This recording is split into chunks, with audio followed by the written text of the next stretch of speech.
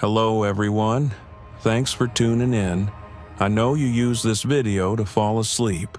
If you enjoy our stories, please like the video and subscribe to the channel. Also, where are you from and what city are you watching? I love seeing where you're listening from. Now, let's dive in. Sarah Chen had never wanted the house. Standing in the overgrown driveway with 7-year-old Emma clinging to her leg, she stared up at the Victorian monstrosity her great-aunt Millicent had left her. 3 stories of weathered gray siding, wrap-around porch sagging like a frown, and windows that seemed to watch them with dark, judgmental eyes. "It's scary, Mommy," Emma whispered. Sarah forced a smile and ruffled her daughter's dark hair. "It just needs some love, sweetheart. Think of it as an adventure." An adventure in financial desperation, she thought grimly. The divorce had cleaned her out, and Emma's medical bills from her recent pneumonia had finished the job. This house, free and clear, was their lifeline, even if it felt more like a noose. The realtor, Mrs. Patterson, emerged from her car with a ring of old brass keys. "I know it looks daunting, dear, but the bones are good. Your great-aunt kept it in excellent condition. Just needs some modernizing." Sarah nodded, trying to project confidence she didn't feel. The house loomed over them, its gabled roof piercing the gray October sky like accusatory fingers. She'd only met Aunt Millicent twice, once at a distant relative's funeral when Sarah was Emma's age, and again at her own mother's service 3 years ago. Both times, the elderly woman had seemed off, too intense. The way she'd stared at Emma at the funeral still made Sarah's skin crawl. But beggars couldn't be choosers. The front door opened with a groan that seemed to echo through the entire structure. Inside, dust motes danced in shafts of afternoon light filtering through heavy curtains. The air smelled of mothballs, old wood, and something Sarah couldn't quite identify, something sweet and cloying. The electricity and plumbing were updated in the 90s, Mrs. Patterson was saying, her voice unnaturally loud in the stillness. "Heat's oil, but efficient, and there's a lovely garden out back once you clear the weeds." Emma pressed closer to Sarah as they toured the first floor. The furniture was covered in white sheets like ghosts, and their footsteps echoed hollow on the hardwood floors. The kitchen was outdated but functional, the living room spacious but somehow oppressive. It was the kind of house that felt like it was holding its breath. "What's up there?" Emma pointed to a narrow staircase that led to the second floor. "Bedrooms," Mrs. Patterson said quickly. 3 of them, plus a bathroom. Very generous for the era. They climbed the creaking stairs, Emma's small hand gripping Sarah's tightly. The bedrooms were large but dark, with heavy furniture and faded wallpaper. Sarah mentally cataloged what they'd need to make it livable. New paint, better lighting, maybe some of the furniture could go. At the end of the hallway, a narrow door stood slightly ajar. "And that?" Sarah asked. "Attic access." Mrs. Patterson's smile seemed forced. "Lots of storage space. Your great-aunt was quite the collector." Collector of what? Sarah wondered, but didn't ask. She was exhausted from the 6-hour drive, and Emma was getting cranky. After Mrs. Patterson left with her commission check and well wishes, Sarah and Emma stood alone in their new home. The silence felt heavy, expectant. "Can we order pizza?" Emma asked, breaking the spell. Sarah laughed, the sound startling in the quiet house. "Of course, baby. Let's find the phone book." As they dug through boxes for Sarah's cell phone, no service, naturally, she tried to push down the growing unease in her stomach. It was just a new place, that's all. New places always felt strange. But as darkness fell and pizza arrived, the house seemed to press in around them. Every creak made Sarah jump. Every shadow looked like it was moving. When they finally went to bed, Emma curled up next to her in the master bedroom because neither of them wanted to be alone. Sarah lay awake listening to the house settle around them. That's when she heard it for the first time.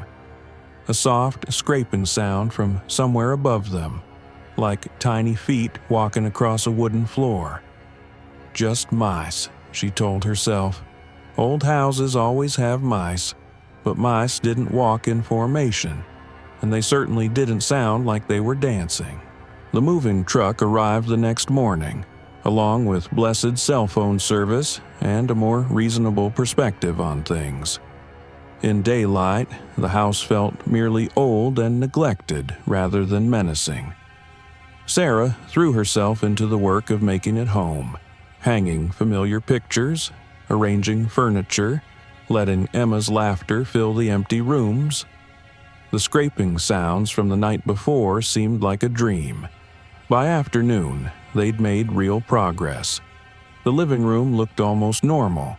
Boxes were unpacked, and Emma had claimed the smallest bedroom as her own, complete with her collection of stuffed animals arranged on the windowsill. "Mommy, what's in the attic?" Emma asked as they took a break with sandwiches. Sarah glanced up at the ceiling. She'd been wondering the same thing. "Probably just your great-great-aunt's old things. Books, furniture, clothes. Can we look?" "Maybe later, sweetheart. We need to finish unpacking first." But Emma's question nagged at her. What exactly had Millicent collected up there? The old woman had lived alone for 40 years after her husband died. Plenty of time to accumulate things. That evening, after Emma was asleep, Sarah found herself standing at the bottom of the attic stairs with a flashlight. The door at the top was solid wood with old brass hardware, and it opened with surprising ease. The attic was larger than she'd expected, running the full length of the house. Her flashlight beam swept across stacks of boxes, old furniture draped in sheets, and trunks that probably hadn't been opened in decades.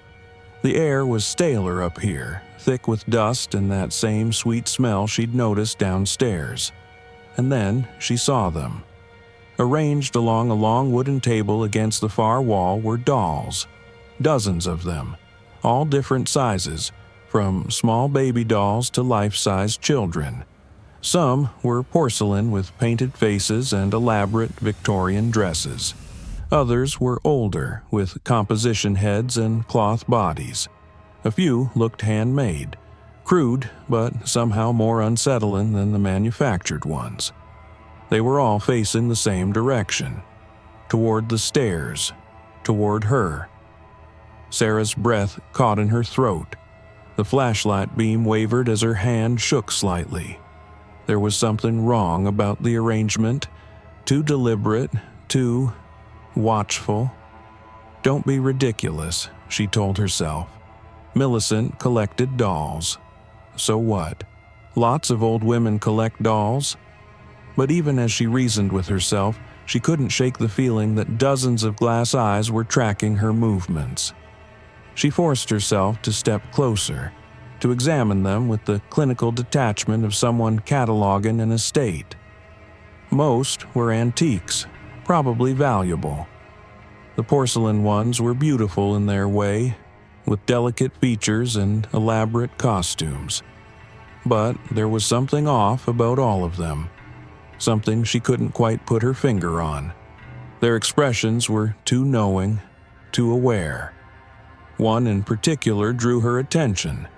A large porcelain doll in the center of the arrangement, dressed in a blue velvet dress with intricate lacework.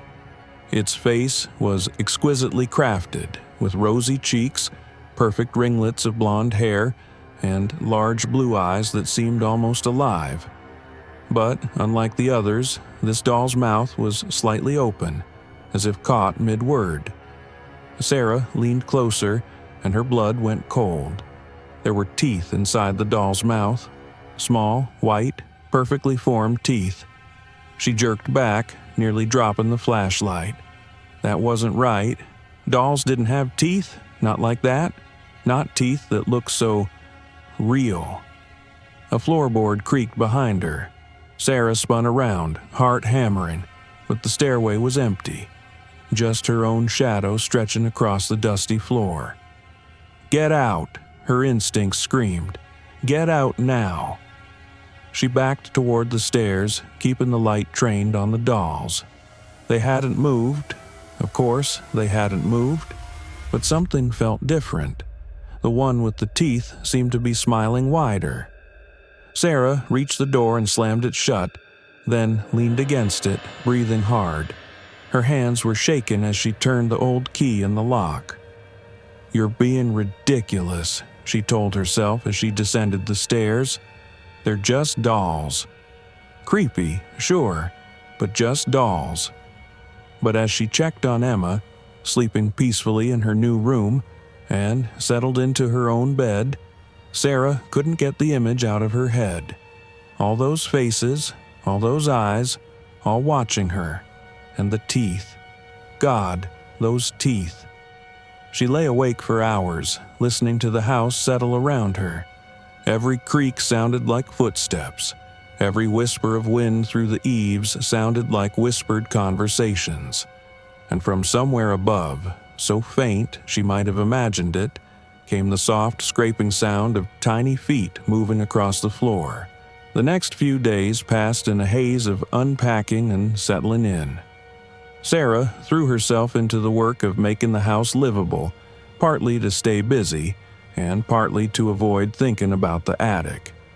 Emma started at her new school and seemed to be adjusting well, making friends with a girl named Katie from down the street. But the nights were difficult. Every evening brought the same soft sounds from above, scraping, creaking, the occasional thump that was too deliberate to be the house settling. Sarah tried to convince herself it was mice or squirrels, maybe raccoons that had found their way into the eaves. Old houses attracted pests, but mice didn't walk in patterns, and they certainly didn't sound like they were rearranging furniture. On Thursday evening, Emma complained of nightmares. "There were people in my room," she said over breakfast, dark circles under her eyes. "Little people. They were watching me sleep." Sarah's coffee cup froze halfway to her lips. "What kind of little people, sweetheart?" "Like kids, but not kids. They had pretty dresses and their faces were too smooth. They just stood there and watched me." The description sent ice through Sarah's veins, but she kept her voice calm. "It was just a bad dream, baby. New places sometimes give us weird dreams." "But they look so real," Emma insisted, and one of them had teeth that were too big for her mouth. Sarah had to grip the edge of the table to keep from dropping her cup. "Just dreams, Em. I promise." But that night, she found herself standing outside Emma's bedroom door at 2 a.m, listening. The house was quiet except for Emma's soft breathing and the ever-present creaking from above. Just dreams, she told herself. Kids have vivid imaginations. Friday brought relief in the form of normalcy. Sarah had a job interview at the local library. Part-time, but it would help with bills. And Emma had been invited to Katie's house for a play date. For the first time since moving in, Sarah felt like they might actually make this work. The interview went well, and she was offered the position starting Monday. Walking back to her car, she felt lighter than she had in months. They were going to be okay. But her good mood evaporated the moment she walked into the house. Something was different. The air felt charged, like the moment before a thunderstorm. And there was a smell. Not the usual mothball mustiness, but something else. Something that reminded her of a perfume her grandmother used to wear. "Emma," she called, though she knew her daughter was still at Katie's house. The silence that answered felt expectant. Sarah walked through the first floor, checking windows and doors. Everything was locked, nothing disturbed, but the feeling persisted. The sense that she wasn't alone, that something had been moving through her home while she was gone. In the kitchen, she stopped cold. On the table, arranged in a perfect circle, were 5 teacups, delicate porcelain with a blue floral pattern she'd never seen before. Steam rose from each cup as if they'd just been filled. Sarah's hands shook as she approached the table. The tea was hot, the liquid dark and fragrant, but she hadn't made tea. She'd been gone for 2 hours. One by one, she picked up the cups and poured the contents down the sink. The porcelain was warm to the touch and surprisingly heavy. She'd never seen these cups before in her life. Someone broke in, she told herself, but the doors were still locked, the windows still latched. And what kind of burglar broke in to have a tea party? She searched the house from top to bottom but found nothing else disturbed. The teacups went into the dishwasher, though her hands shook as she loaded them. That evening, Emma came home full of stories about her play date. Katie's mom seemed nice, offering to watch Emma anytime Sarah needed. Normal suburban mother stuff. It felt like a lifeline to sanity. But that night, the sounds from the attic were louder, more deliberate, and Sarah could swear she heard something else mixed in with the scraping and thumping. Laughter. High-pitched, musical laughter like children at play. She lay in bed, staring at the ceiling, and tried to convince herself she was losing her mind. It would almost be preferable to the alternative. Saturday morning, Sarah woke to find Emma sitting at the kitchen table with a cup of tea. "Emma, honey, where did you get that?" Sarah tried to keep the panic out of her voice. "The lady made it for me," Emma said matter-of-factly, taking a small sip. "She said you were sleeping and I looked thirsty." Sarah snatched the cup away, her heart racing. It was one of the porcelain cups from yesterday, still warm. What lady? What lady, Emma? The pretty lady in the blue dress. She has curly hair and really blue eyes. She's nice, but her smile is kind of scary. The description hit Sarah like a physical blow. The doll. Emma was describing the doll with the teeth. Where is this lady now? Sarah's voice was barely steady. Emma shrugged. She went back upstairs. She said she'd see me later. Sarah grabbed Emma's shoulders, trying not to squeeze too hard. Listen to me very carefully. You don't talk to that lady anymore, okay? If you see her, you come find me right away. But she's nice. No. Sarah's voice was sharp enough that Emma's eyes went wide. No, baby. She's not nice. Promise me you'll stay away from her. Emma nodded, lower lip trembling.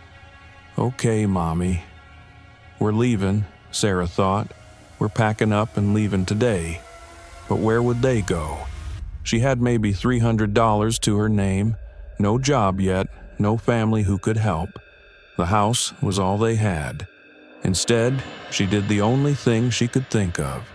She went to the hardware store and bought locks, heavy-duty deadbolts for every door, including the attic. If she couldn't leave, she could at least try to contain whatever was happening. The young man at the hardware store looked at her strangely when she bought 8 locks and a cordless drill, but she didn't care. Back at the house, she threw herself into the work, installing locks with grim determination. The attic door was last. Her hands shook as she fitted the deadbolt, but she forced herself to finish the job. Whatever was up there would stay up there. That evening, she called her ex-husband. "David, I need help," she said without preamble when he answered. "Sarah? What's wrong? You sound terrible." She almost laughed.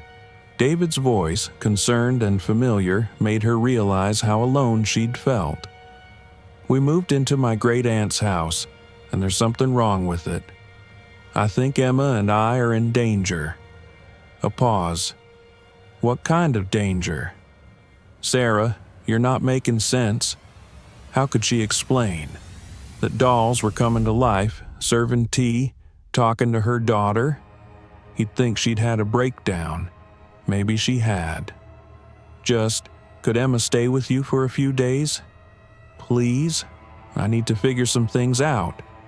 Another pause, longer this time. "Sarah, is this about money? Because we've talked about this. The settlement was fair." "It's not about money." The words came out sharper than she intended. "David, please. I'm scared. Something is happening to us here, and I need Emma somewhere safe while I deal with it." "Okay." His voice was gentler now. "Okay, bring her over. We can talk about it." Relief flooded through her. "Thank you. We'll be there in an hour." She found Emma in her room, playing quietly with her stuffed animals. "Hey, baby, how would you like to spend the weekend with Daddy?" Emma's face lit up. "Really? Can I bring Mr. Bear?" "Of course. Pack your overnight bag." As Emma gathered her things, Sarah felt some of the tension leave her shoulders. Whatever was happening in this house, Emma would be safe. That was what mattered. They were almost to the car when Emma stopped. "Mommy, she's watching us." Sarah followed her daughter's gaze upward. In the attic window, barely visible behind the dusty glass, was a pale face surrounded by blonde curls. Even from this distance, Sarah could see the too wide smile. She grabbed Emma's hand and ran for the car. David lived 20 minutes away in a tidy suburban development that suddenly looked like paradise. Normal houses with normal families and normal problems. Sarah had never been so grateful to see his boring colonial. "Daddy," Emma launched herself at David as he opened the door. "Hey, kiddo." He swept her up in a hug, then looked over her head at Sarah. The concern in his eyes was genuine. "You look like hell. Thanks for taking her." Sarah kissed Emma's forehead. "Be good for Daddy, okay? I'll pick you up Sunday night." "But Mommy, no arguments, I love you." The drive back to the house felt like driving toward her execution. But Emma was safe. That gave her courage. The house looked different in the evening light, more menacing, like something from a Gothic novel. Sarah sat in the car for a long moment, gathering her resolve, then walked up the front steps. She'd barely gotten the door open when she heard them. Voices. High, sweet voices singing in harmony. A children's song she remembered from her own childhood. "Ring around the rosy, a pocket full of posies, ashes, ashes, we all fall down." The voices were coming from upstairs. Sarah's blood turned to ice. She'd locked the attic door. She'd locked every door in the house. But the singing continued, accompanied by the sound of small feet moving in a circle. She grabbed a butcher knife from the kitchen and started up the stairs, her heart hammering against her ribs. The singing grew louder as she climbed, more voices joining the chorus. The attic door stood wide open. The lock she'd installed hung in twisted pieces, the screws scattered on the floor like confetti. Beyond the doorway, golden light spilled down the stairs. Not electric light, but the warm glow of candles. The singing stopped. In the sudden silence, Sarah heard the sound of small feet moving across the floor above. Not random movement. Purposeful, organized, coming toward the stairs. She turned and ran. Sarah spent that night at a 24-hour diner, nursing coffee and trying to make sense of what was happening. Every rational explanation felt inadequate. Break-ins didn't explain the tea service or Emma's descriptions. Hallucinations didn't explain the twisted lock or the fact that Emma had seen the same things. By dawn, she'd made a decision. She was going back. Whatever was in that house, she couldn't run from it. This was her home now, her fresh start. She had to find a way to make it safe for Emma.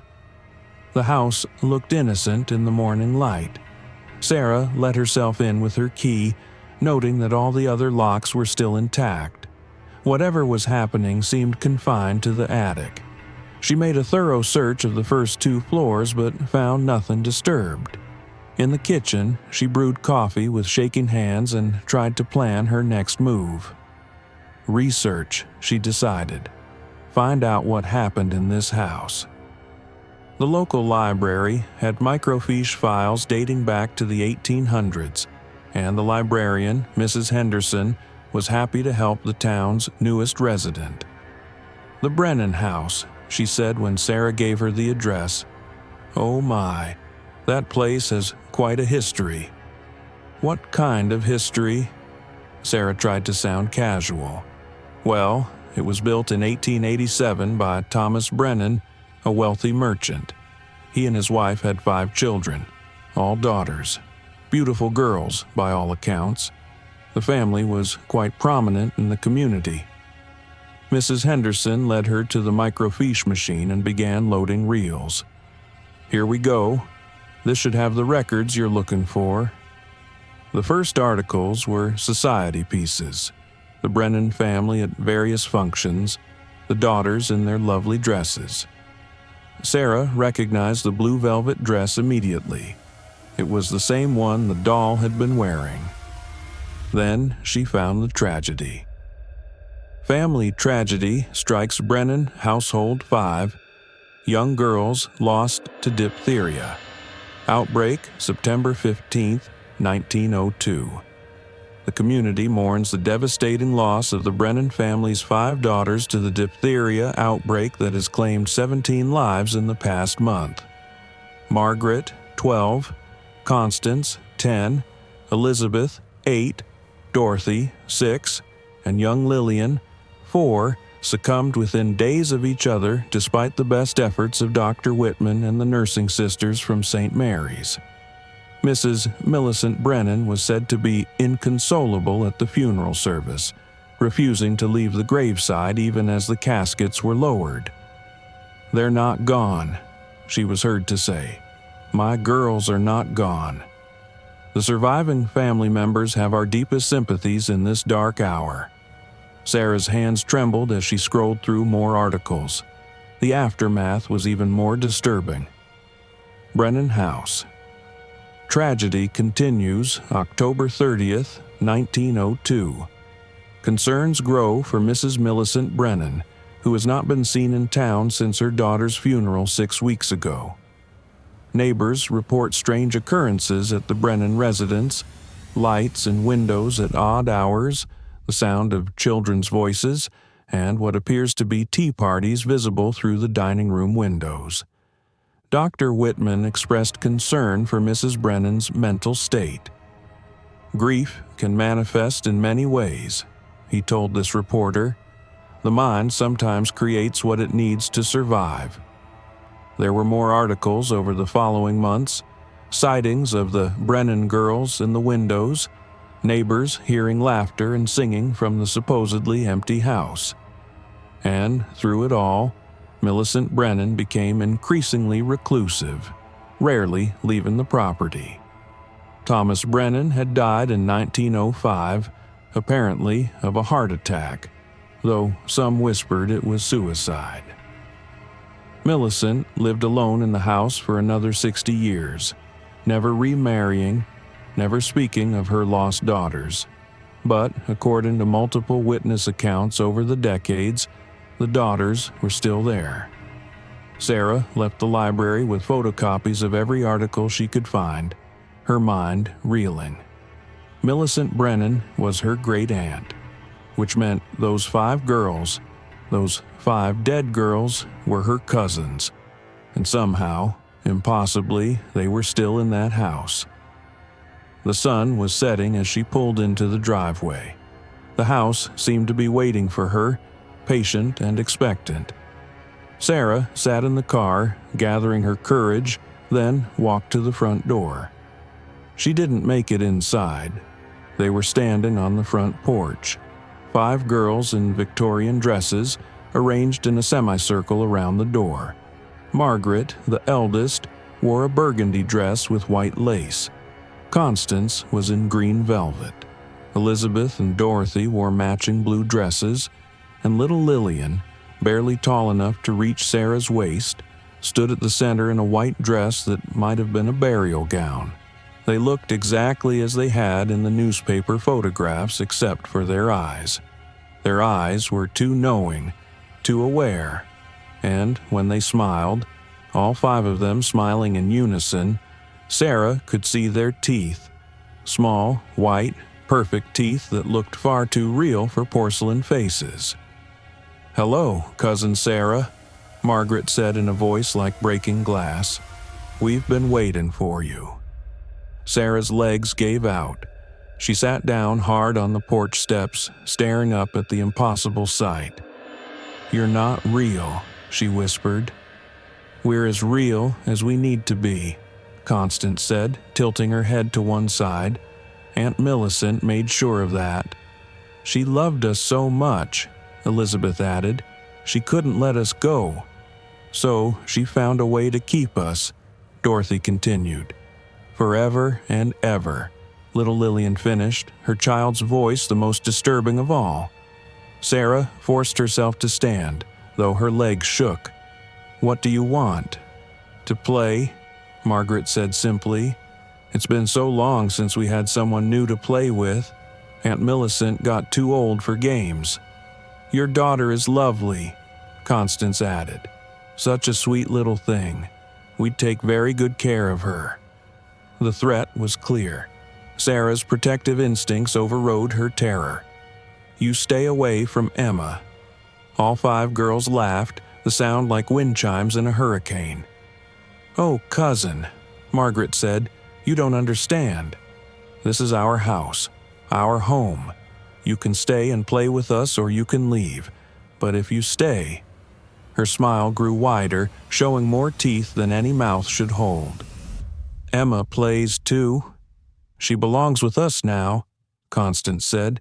"She's family. All little girls should have sisters," Elizabeth added.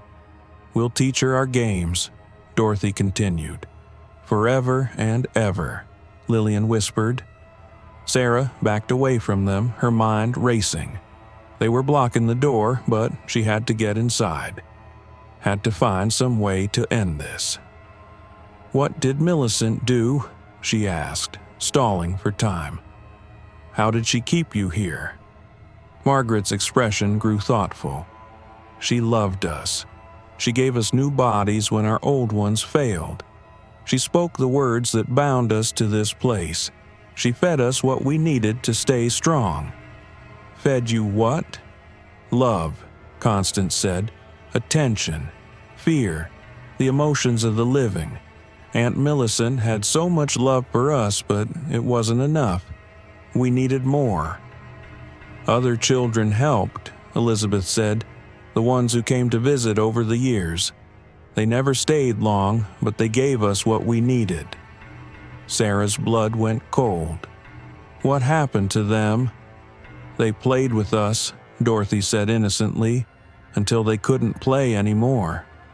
Then they became part of our family," Lillian added. Behind the 5 girls, Sarah could see movement in the windows. Other faces, other children. Dozens of them. All with the same knowing eyes, the same 2 wide smiles. "You're monsters," Sarah breathed. "We're children," Margaret corrected. "We just want to play. Is that so wrong?"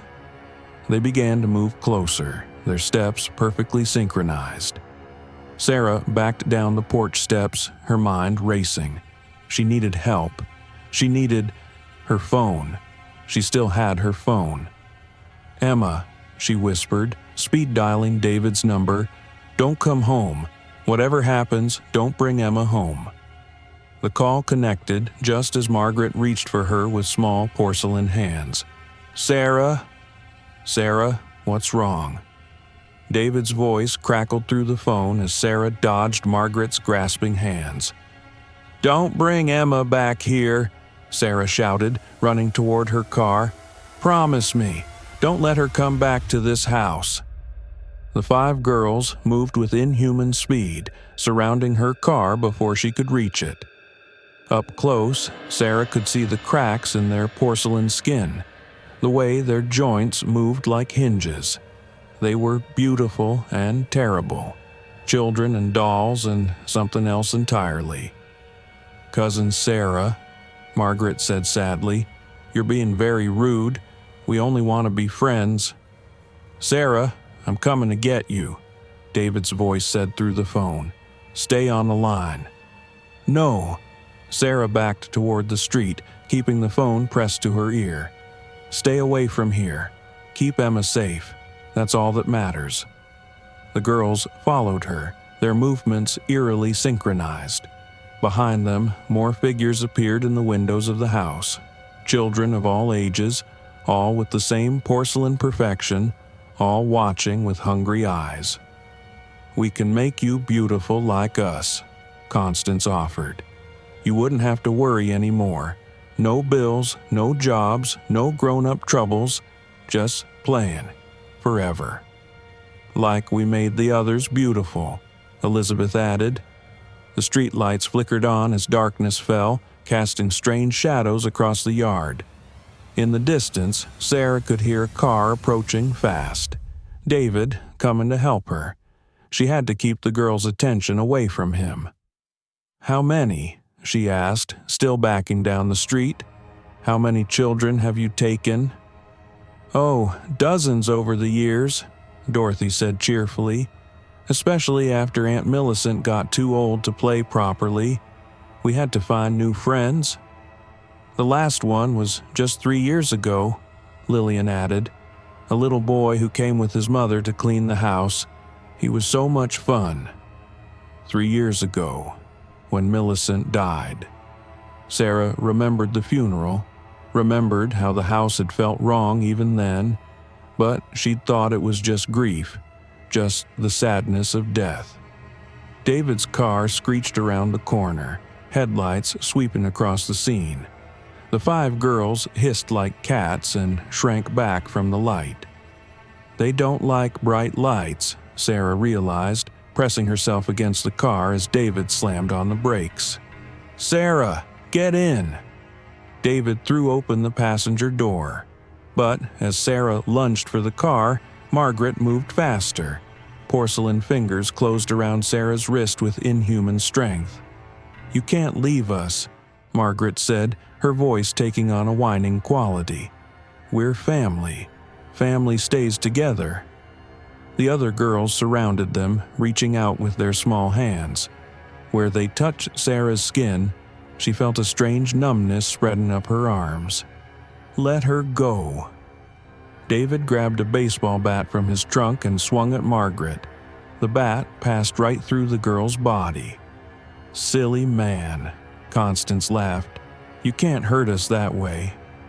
But Margaret had released Sarah's wrist, and the numbness began to recede. Sarah stumbled into the car, slamming the door behind her. "Drive," she gasped. David didn't need to be told twice. He floored the accelerator, tires squealing as they sped away from the house. In the side mirror, Sarah could see the 5 girls standing in the middle of the street, watching them go. They didn't look angry. They looked patient. "What the hell was that?" David asked as they put distance between themselves and the house. "The children who died in that house," Sarah said, her voice shaking.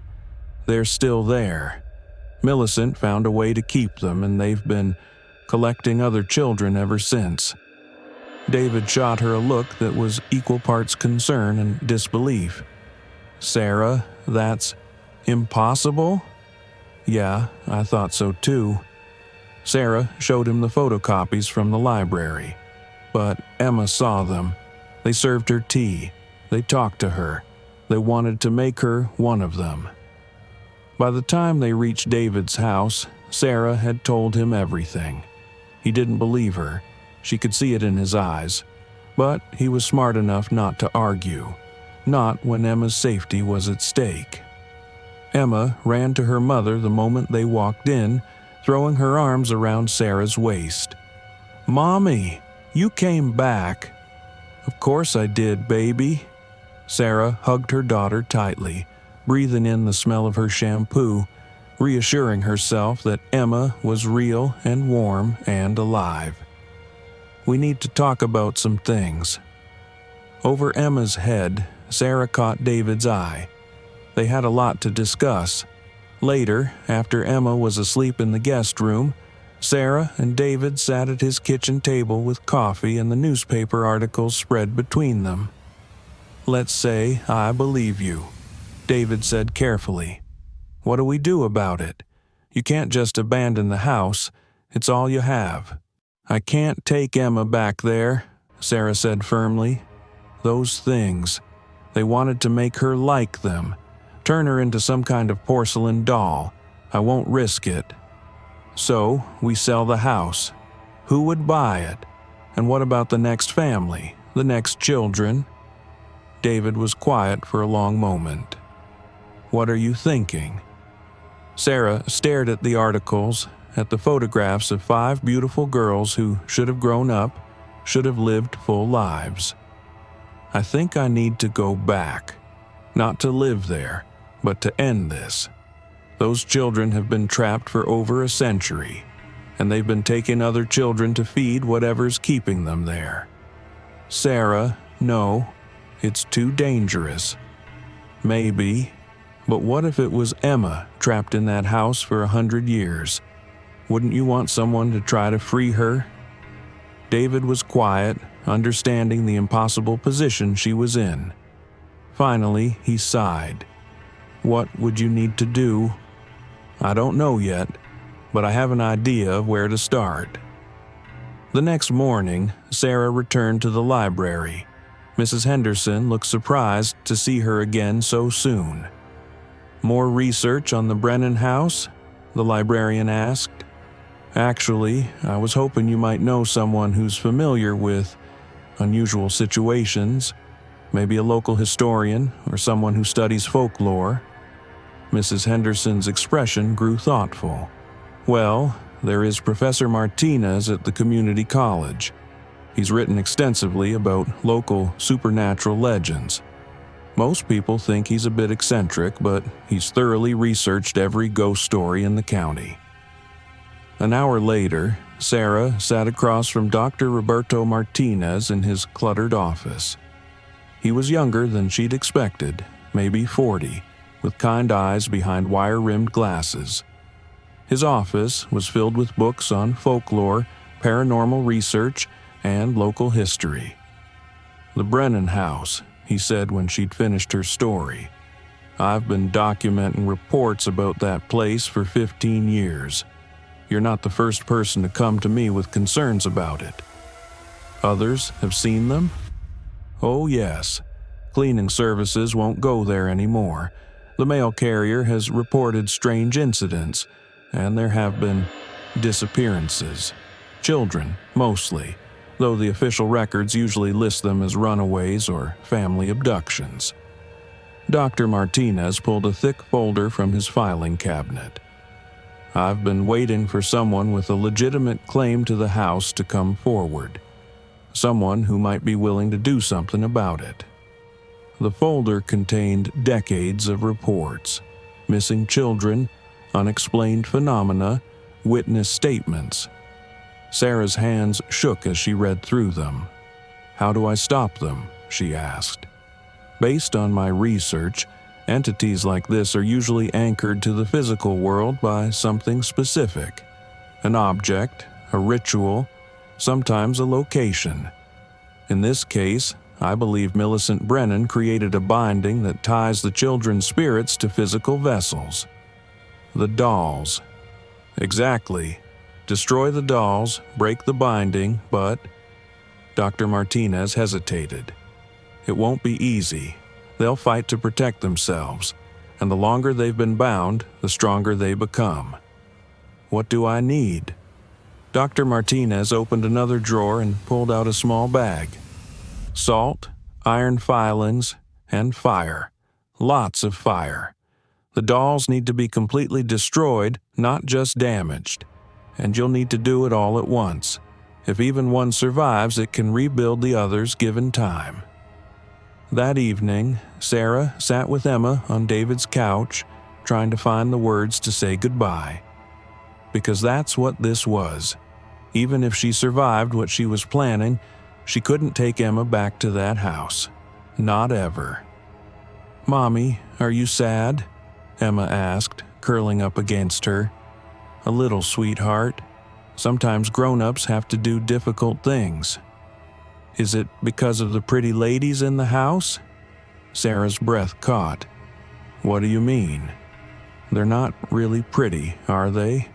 They just look pretty on the outside, like my teacher says about some people. Out of the mouths of babes. That's right, baby.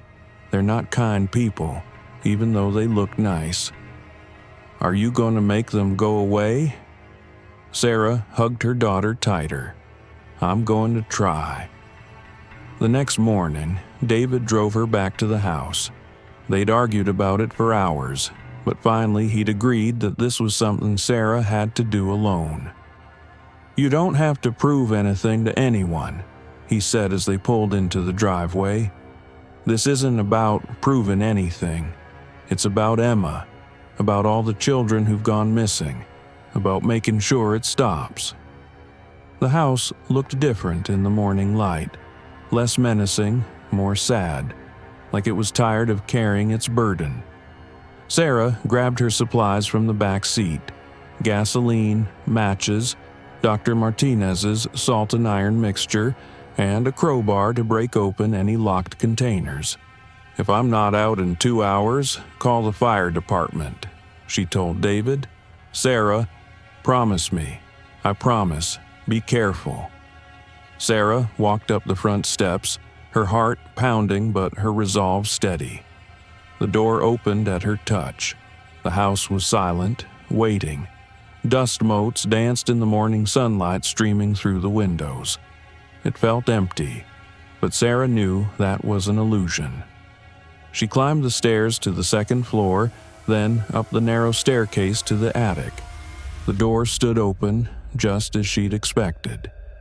The attic was full of golden light again, but this time Sarah could see its source. Dozens of candles surrounded the table where the dolls sat, their flames dancing without any breeze.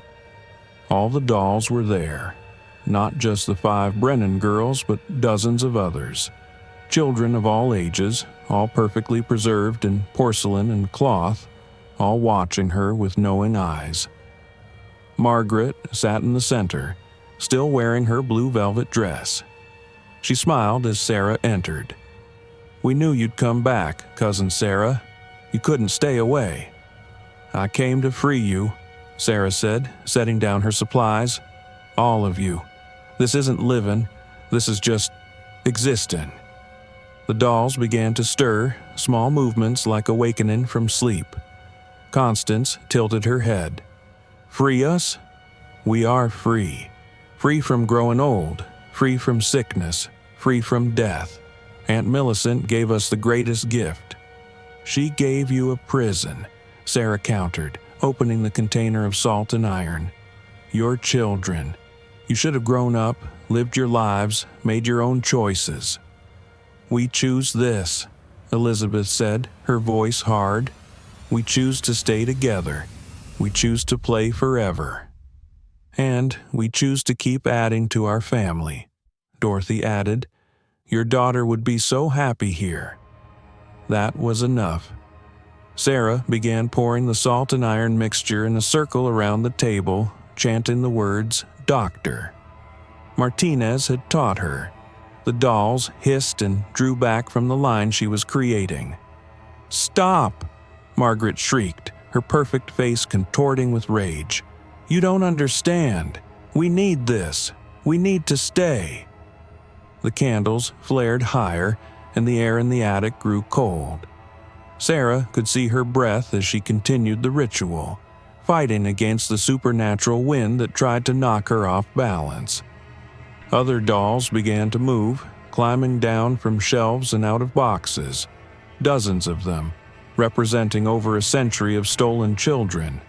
They moved toward Sarah with jerky, inhuman motions, their faces twisted with anger and hunger. Sarah pulled out the gasoline and began dousing the table and the dolls on it. The 5 Brennan sisters screamed as the liquid touched them, their porcelain faces cracking. "You're killing us," Constance wailed. "You're already dead," Sarah said, pulling out the matches. "You died 120 years ago. It's time to rest." The other dolls reached the salt circle and recoiled as if it were electrified. They pressed against the invisible barrier, clawing at the air, their tiny faces contorted with rage. Margaret's voice changed, becoming deeper, more adult. "If you destroy us, we'll take the house with us. Everyone who ever lives here will suffer. Emma will never be safe." Sarah hesitated. What if they were right? What if destroying them made things worse? Then she remembered Emma's description of the pretty lady with the scary smile. She remembered the tea party, the invitation to play forever. She thought of all the children whose pictures were in Dr. Martinez's file, all the families who still wondered what had happened to their missing sons and daughters. She struck the match. The flame caught instantly, racing across the gasoline-soaked table. The 5 Brennan dolls shrieked as the fire consumed their physical forms, their voices rising to an inhuman pitch. The other dolls threw themselves against the salt barrier with renewed fury, but they couldn't break through. As the fire spread, Sarah began to see them as they really were. Not dolls, but the spirits of children, their faces twisted by decades of unnatural existence. Some looked relieved as the flames touched them, their expressions softening into something peaceful. Others fought until the end, their rage and hunger consuming them even as their physical anchors burned. The attic filled with smoke and the smell of burning cloth and melting wax. Sarah coughed and backed toward the stairs, but she didn't leave. She had to make sure it was finished. Margaret was the last to burn. As the flames reached her, her face changed one final time, becoming that of a 12-year-old girl again. For a moment, she looked like the child in the old photographs, innocent, frightened, lost. "Thank you," she whispered, and then she was gone. The silence that followed was profound. The supernatural cold lifted, the candles went out, and the morning sun streamed through the attic windows in a way that felt clean and normal. Sarah stumbled down the stairs and out of the house, gasping for fresh air. Behind her, she could hear the fire catching the old wooden beams of the attic, but she didn't care. Let it all burn. David was waiting by his car, and she collapsed against him, coughing and shaking. "Is it over?" he asked. Sarah looked back at the house. Smoke was beginning to curl from the attic windows, but she felt no malevolence, no watching presence. Just an old house that was finally ready to let go of its ghosts. "It's over," she said. The insurance settlement wasn't much, but it was enough for Sarah to put a down payment on a small house across town. Nothing fancy. A 1970s ranch with a fenced yard and neighbors close enough to borrow sugar from. Emma loved it, especially the swing set in the backyard. Sarah never told the insurance investigator about the dolls or the supernatural fire that had started in the attic. She let them conclude it was faulty electrical wiring in a house that should have been condemned years ago. It was easier that way. Dr. Martinez published a paper about the Brennan house case, though he changed all the names and presented it as historical folklore rather than recent events. The missing children cases from the past century were quietly reopened, and several families finally got closure when their loved ones were officially declared deceased rather than missing. Emma never asked about the house or the pretty ladies again. She seemed to have forgotten them completely, which Sarah took as a blessing. Children were resilient that way, but sometimes, late at night when Emma was sleeping and Sarah was alone with her thoughts, she wondered about the other children, the ones who had been taken over the decades, turned into porcelain prisoners. Had she really freed them, or had she simply ended them? Dr. Martinez assured her she'd done the right thing. Death is a natural part of life, he'd told her. What those children experienced wasn't life. It was a perversion of it. You gave them peace. Sarah wanted to believe that. Most days she did. The lot where the Brennan house had stood remained empty. The fire had consumed the entire structure, leaving only a foundation and a chimney standing like a lonely sentinel.